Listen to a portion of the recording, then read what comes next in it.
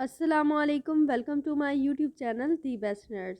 Dear students, आज इस video में हम the best nurse online lecture series में पेडियाट्रिक नर्सिंग के टेस्ट 2 के इम्पोर्टेंट एमसीक्यूज डिस्कस करेंगे, जो कि एग्ज़ाम के हवाले से काफ़ी इम्पोर्टेंट है। तो अब हम अपने एमसीक्यू स्टार्ट करते हैं। First MCQs is when newborns have been on formula for 36 to 48 hours they should have a. अगर एक न्यू बॉर्न बेबी है वो 36 to 48 और फार्मूला मिल्क पर है तो सबसे पहले क्या करवाना चाहिए? A screening for PKU, B vitamin K injection, C test for necrotizing enterocolitis, D heel stick for blood glucose level. Correct answer is screening for PKU, क्योंकि न्यू बॉर्न फार्मूला मिल्क से large amount of amino acid phenylalanine consume कर लेते हैं। अगर उनमें liver enzyme की कमी है तो वो उसको अच्छे तरीके से मेटाबोलाइज नहीं कर सकते, जिसकी वजह से वो हमारी बॉडी में डिपॉजिट होना शुरू कर देता है, तो कि ब्लड और ब्रेन में डिपॉजिट होता है। इसकी अर्ली डिटेक्शन बहुत ज़रूरी है। MCQ2, a newborn has small whitish pinpoint spots over the nose, which the nurse knows are caused by retained species secretions. When charting this observation, the nurse identifies it as option A is media, B Lenogo, C whiteheads, and D option is Mongolian spots. आपने भी ये बात observe की होगी कि जब एक new born पैदा होता है तो उसके नोज पर वाइटिश पिन पॉइंट्स होते हैं। Milia is not a disease और इलनेस, ये कॉमनली न्यू बॉर्न्स में होते हैं। MCQs number 3, to help limit the development of hyper bilirubin in the new the plan of care should units में आप hyper bilirubin को कैसे लिमिट कर सकते हैं? Option A is monitoring for the passage of meconium each shift, B instituting phototherapy for 30 minutes every 6 hours, C substituting breastfeeding for formula during the second day after birth, D supplementing breastfeeding with glucose water during the first 24 hours। इन सब में से correct answer है monitoring for the passage of meconium E shift. अगर आप hyper बिलीरुबिनीमिया से बचना चाहते हैं तो आपको पैसेज ऑफ मेकोनियम हर शिफ्ट में ऑब्जर्व करना पड़ेगा। MCQs number 4, the nurse is aware that a healthy newborns respirations are. बहुत इंपॉर्टेंट MCQs है। MCQs number A regular abdominal 40 to 50 per minute deep, B irregular abdominal 30 to 60 per minute shallow, C irregular initiated by chest wall 30 to 60 per minute deep, option D is regular initiated by chest wall 40 to 60 per minute shallow. आपको पता होना चाहिए कि जो new born है उनका normal रिस्पिरेशंस कितनी होती हैं। सो the correct answer is irregular abdominal 30 to 60 per minute shallow. 5.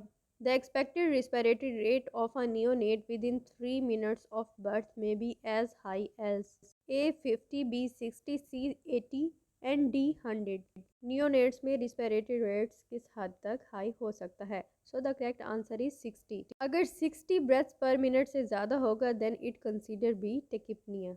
MCQs number 6, within 3 minutes after birth the normal heart rate of the infant में range between A 100 and 180, B 130 and 170, C 120 and 160 and D 100 and 130। तो new borns में normal heart rate कितना होता है? So the correct answer is 120 and 160। MCQs number 7, when performing a newborn assessment the nurse should measure the vital signs in the following sequence: A pulse, respiration, temperature, B temperature, pulse, respiration, C respiration, temperature, pulse, D respiration, pulse and temperature। अगर आप new born के vitals ले रहे हैं तो किस sequence से लेंगे? रिस्पायरेशन, पल्स एंड टेम्परेचर, क्योंकि ये सीक्वेंस लीस्ट डिस्टर्बिंग होता है। अगर आप थर्मामीटर या स्टेथ टच करेंगे न्यू बॉर्न को देन उनका रिस्पायरेटरी रेट या एंजाइटी की वजह से बढ़ जाएगा। So this is the correct answer. MCQs number 8, the primary critical observation for Apgar score is the heart rate, respiratory rate, presence of meconium and evaluation of mororeflex। Answer is heart rate, क्योंकि हमारा heart ही हमारी ज़िंदगी के लिए बहुत ज़रूरी है। तो सबसे पहले हम हार्ट रेट करेंगे। 9, a baby is born precipitously in the ER, the nurse initial action should be establish an airway for the baby, B Ascertain the condition of the fundus. Quickly tie and cut the umbilical cord. D. Move mother and baby to the birthing unit. सबसे पहले nurse का action क्या होगा? The answer is establish an airway for the baby. सबसे पहले nurse को baby की position इस तरह बनानी चाहिए कि उसका हेड उसकी चेस्ट से लोअर हो। इसके अलावा उसकी बैक को रब करना चाहिए ताकि उसकी क्राइंग हो और ऑक्सीजन को प्रमोट करे।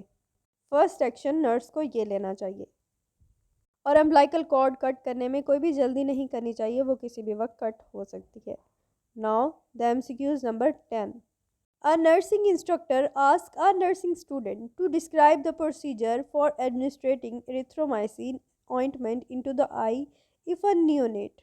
The instructor determines that the students need to research this procedure further if the student states.